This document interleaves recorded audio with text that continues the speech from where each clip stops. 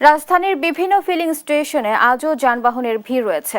তীব্র গরমে দীর্ঘ লাইনে থেকে তেল সংগ্রহ করতে হচ্ছে চালকদের। পরিস্থিতি জানাতে সরাসরি যুক্ত হচ্ছেন সহকর্মী তন্দ্রা তারুণ্য।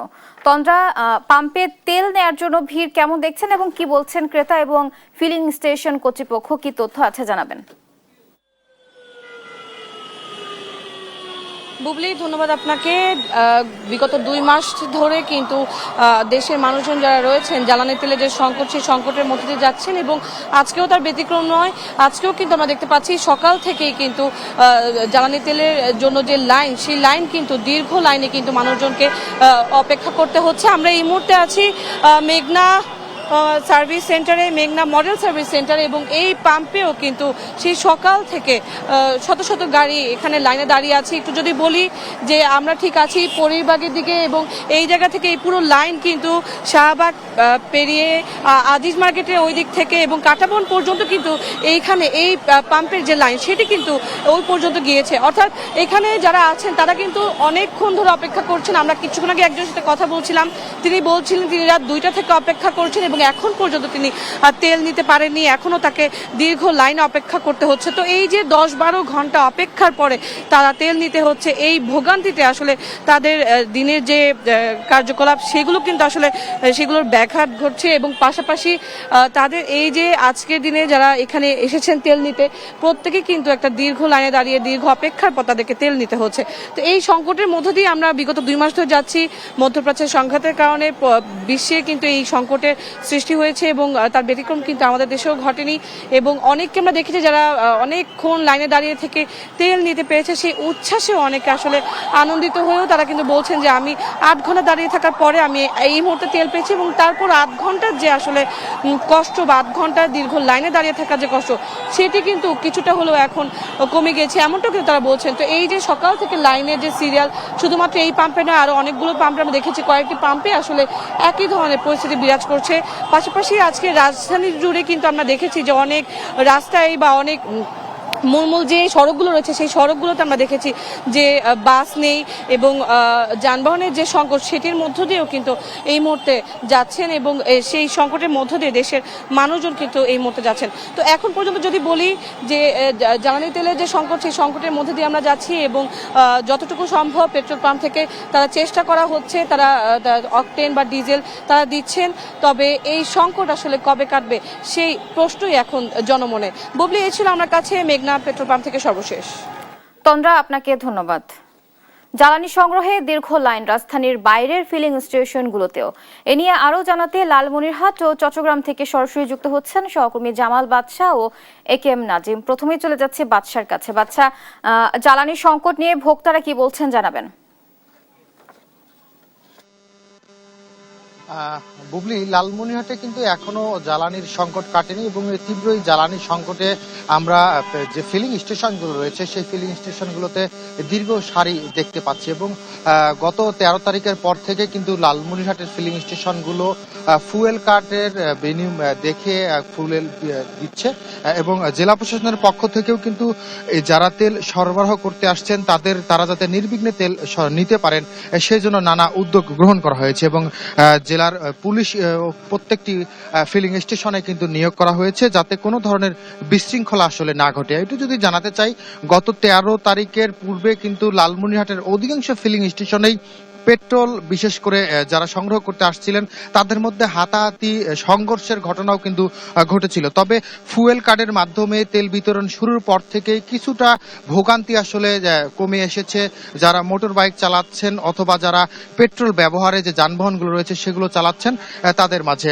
আমরা আজকে সকালবেলায় বিভিন্ন পাম্পে খবর নিয়ে দেখেছি যে পাম্প কর্তৃপক্ষ বলছে তারা তাদের চাহিদা মতো আসলে তেল অনেক সময় পাচ্ছেন না, যার কারণে প্রতিদিনই কিন্তু তেল দিতে পাচ্ছেন না।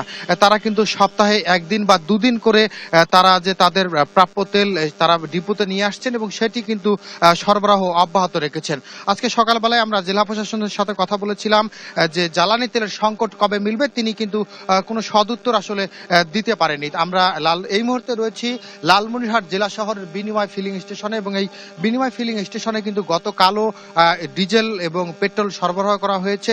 আজকে কিন্তু পেট্রোল সরবরাহ করা হচ্ছে না, কারণ পেট্রোলের মজুদ কিন্তু নেই এবং অকটেনের মজুদ কিন্তু এখানে যথেষ্ট পরিমাণ রয়েছে, যার কারণে কিন্তু সকাল 10টার পর থেকে অকটেন বিতরণের কার্যক্রম কিন্তু শুরু হয়েছে এবং ফুয়েল কার্ডের মাধ্যমে কিন্তু রেশনিং পদ্ধতি অনুসরণ করে এই পেট্রোল সরবরাহ আসলে অকটেন সরবরাহ করা হচ্ছে। তবে পেট্রোল না থাকার কারণে কিন্তু পেট্রোল আসলে দেওয়া সম্ভব হচ্ছে না।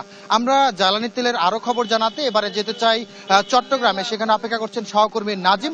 নাজিম, একটু জানাবেন যে আপনার জেলার কি অবস্থা দেখছেন আসলে জ্বালানি তেলের জন্য? চট্টগ্রামে কিন্তু তেলের জন্য যে হাহাকার সেটি কিন্তু ধীরে ধীরে প্রকট আকার ধারণ করছে, কারণ গতকাল পয়লা বৈশাখের বন্ধ থাকার কারণে নগরের অধিকাংশ পাম্পে কিন্তু তেল সংগ্রহ করতে পারেনি। সেই জন্য কিন্তু অধিকাংশ পাম্পে কিন্তু তেল না থাকার কারণে বিভিন্ন যানবাহন এবং ব্যক্তি মালিকানাধীন গাড়িগুলো কিন্তু এসে পাম্পগুলো ঘুরে ঘুরে চলে যাচ্ছেন। শুধু দুই একটি পাম্প ছাড়া, যারা গতকালকের আগে তেল রেখেছিল তারা দুই একটি পাম্প ছাড়া অধিকাংশ পাম্পে কিন্তু নগরে তেল নেই। তারা যেমনটি বলছেন, যেহেতু গতকাল বন্ধ ছিল সেই জন্য কিন্তু তারা বিভিন্ন ডিপোগুলো থেকে তেল সংগ্রহ করতে পারেনি। আজ বিকাল 3টার পরে তারা যদি তেল নিয়ে আসতে পারে তাহলে পাম্পগুলোতে তেল দিবে। চট্টগ্রামে কিন্তু নগরের সবগুলো পাম্পে কিন্তু আসলে তেলের একই অবস্থা, কারণ তেল পাওয়া গেলেও যেই তেল পাচ্ছেন নগরবাসী বা গাড়ি চালকরা তারা বলছে সেটি খুবই কম, কারণ এক একটি যানবাহনে যেখানে গড়ে 50 থেকে 60 লিটার আবার 70 থেকে 80 লিটার তেল দরকার সেখানে কিন্তু এখন দেওয়া হচ্ছে 15 থেকে 20 লিটার, আবার মান ভেদে 30 থেকে 35 লিটার পর্যন্ত।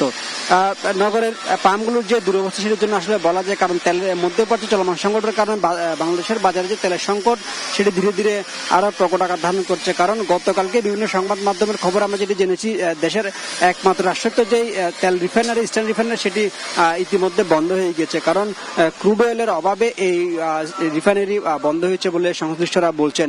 পাশাপাশি মধ্যপ্রাচ্য থেকে এই সংকটের পরেই যে সংকট, সেই সংকটের পরপরেই কিন্তু ইতিমধ্যে বেশ কয়েকটি জাহাজ কিন্তু চট্টগ্রাম বন্দরে এসেছে এবং খালাস করে চলেও গেছে, কারণ গত মাসে যদি একটি হিসাব বলি 30টির বেশি জ্বালানিবাহী জাহাজ চট্টগ্রাম বন্দরে এসে খালাস করে চলে গেছে। সর্বশেষ গত কয়েকদিন আগে মালয়েশিয়া সিঙ্গাপুর থেকে অকটেন ডিজেল নিয়ে যেসব জাহাজ এসেছিল সেগুলো কিন্তু খালাস কার্যক্রম করে চলে গিয়েছে এবং আরো কয়েকটি এলপিজি এলএনজি বাহী জাহাজ আসার কথা রয়েছে, সেগুলো আগামী 16 থেকে 17 এপ্রিলের মধ্যে আসার কথা রয়েছে। এবং বিটিসির পক্ষ থেকে যেটি বলা হচ্ছে, তারা তেল সরবরাহ ঠিক রাখার জন্য হরমুজ প্রণালী বন্ধ হওয়ার পরপর যেসব দেশ থেকে তেল সংগ্রহ করা যায় এবং সরকার যেসব উৎস থেকে তেল সংগ্রহের চেষ্টা করছে সেখান থেকে কিন্তু অব্যাহত আছে। পাশাপাশি নতুন করে কিন্তু মালয়েশিয়া এবং সিঙ্গাপুর থেকে যেভাবে তেল আমদানি করা হচ্ছে এবং বিশেষ করে ডিজেল এবং অকটেন, কারণ দেশের বাজারে ডিজেল এবং অকটেনের চাহিদা রয়েছে, সেই জন্য কিন্তু মালয়েশিয়া এবং সিঙ্গাপুর থেকে যে তেল সংগ্রহ সেই জন্য কিন্তু নতুন করে আশা দেখাচ্ছে। তবে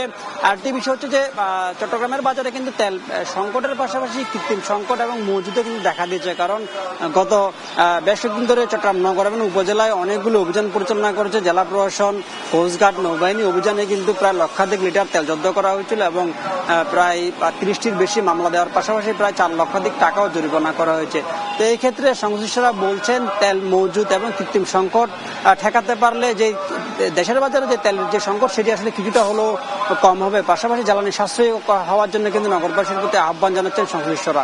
চট্টগ্রামের যে পাম্পে তেল সংকট সেখান থেকে ছিল আমার কাছে সর্বশেষ।